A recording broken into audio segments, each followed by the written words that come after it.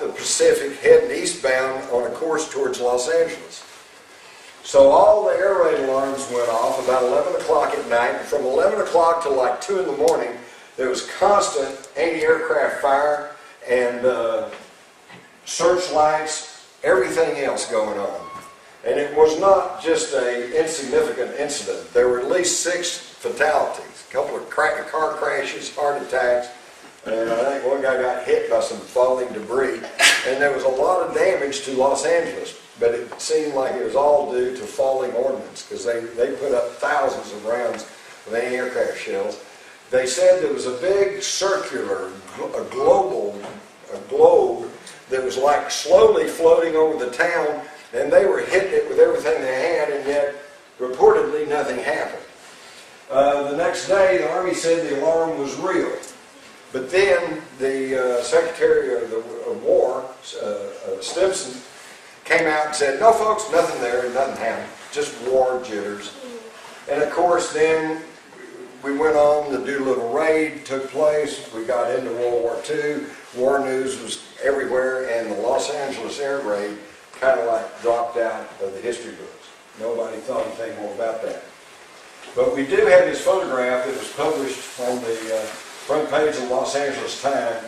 And now with the advent, and of course that doesn't seem to show you much, except they obviously were centering their searchlights on something there in the center of the searchlights. And now with computer technology, we can reverse the whole thing, and what's in there but a little saucer-shaped object.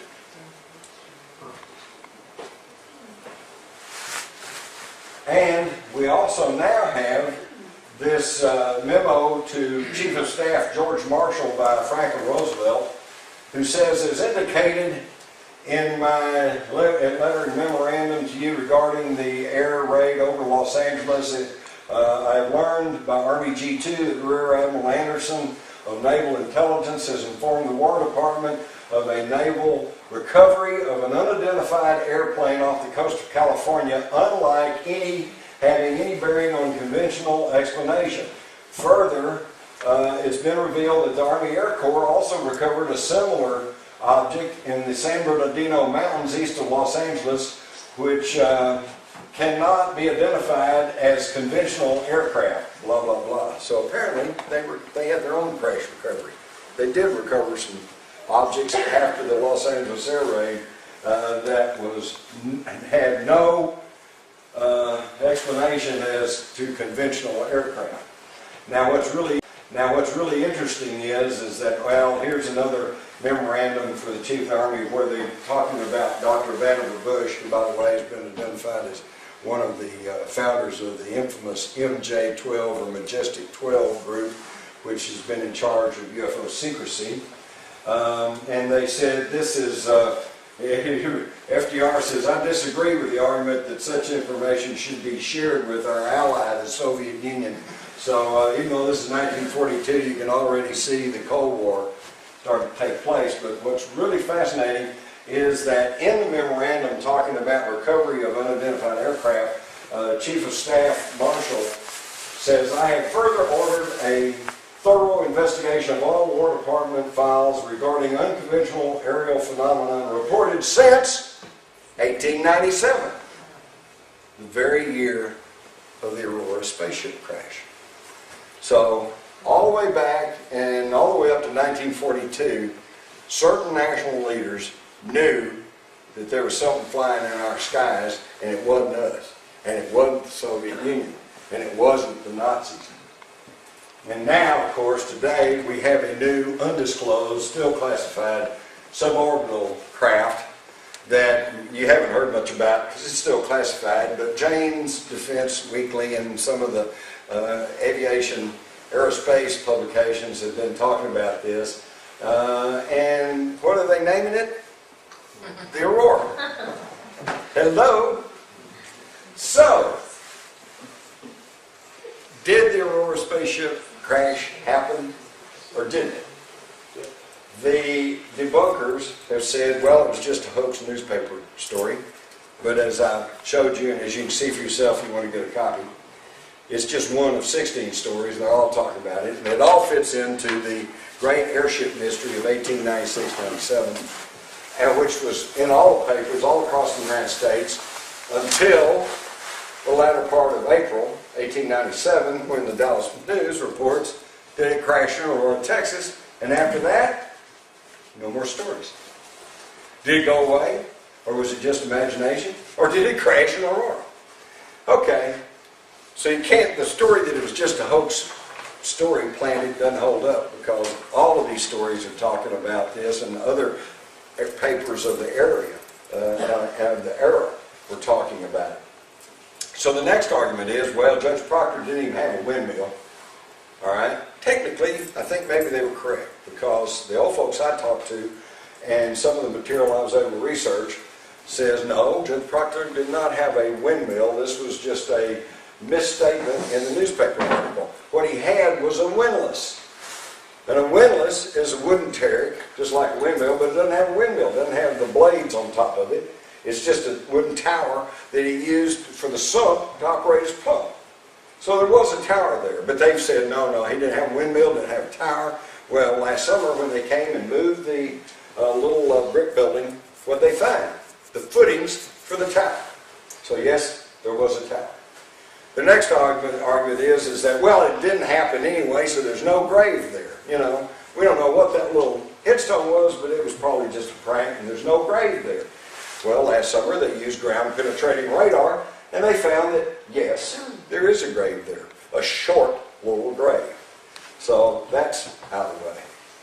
Now, the key piece of evidence is that what they found, we found pieces of metal, one that they said was puzzling, but it did appear to be aluminum, and since there was no way to tell when it might have gone in the ground, it didn't prove anything one way or another. What they found last summer was little blobs of what appeared to be molted aluminum buried 6 inches into the ground and embedded in nearby trees and rocks. And the science says the only way this can happen is through a terrific explosion. And since Brawley Oaks bought the property in 1945, there hadn't been any tremendous explosion since then, I take this as very convincing evidence that the Aurora spaceship crash story was indeed real, and it did happen. And it's been part of the ongoing cover-up by the federal government of the United States to keep us from knowing the reality of UFOs and the presence of non-human intelligence. Now, why would they want to do that? Well, okay. Number one, you go back to 1947 and the infamous Roswell crash, which we could spend a whole session talking about that, but I'll just leave it this. Roswell's pretty simple. It's strictly a question of belief. If you want to, you can believe the government, which has changed its story 4 times and has little or nothing to support it, stating that nothing unusual happened at Roswell.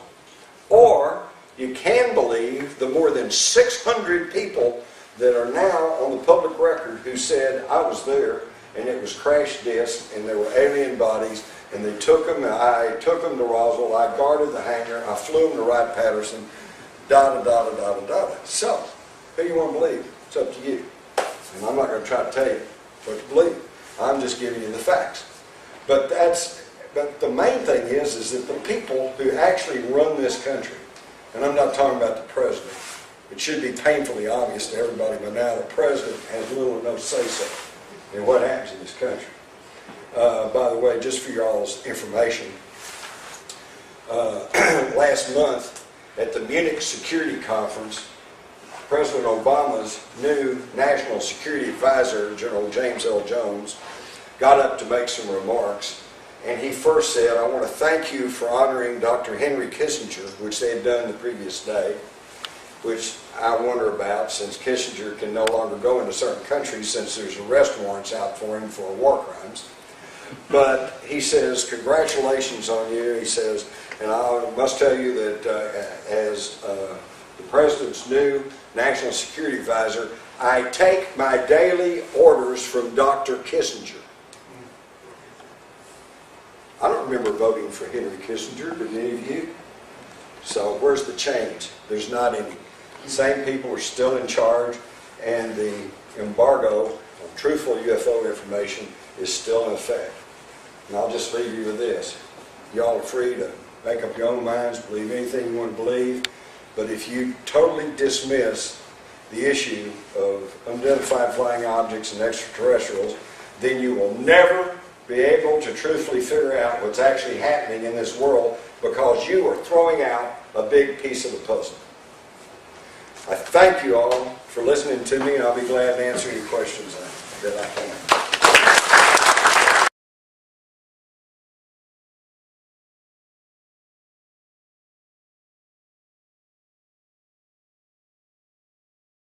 The Pacific heading eastbound on a course towards Los Angeles. So all the air raid alarms went off about 11 o'clock at night, and from 11 o'clock to like 2 in the morning, there was constant anti-aircraft fire and searchlights, everything else going on. And it was not just an insignificant incident. There were at least 6 fatalities in the center of the searchlights. And now with computer technology, we can reverse the whole thing, and what's in there but a little saucer-shaped object.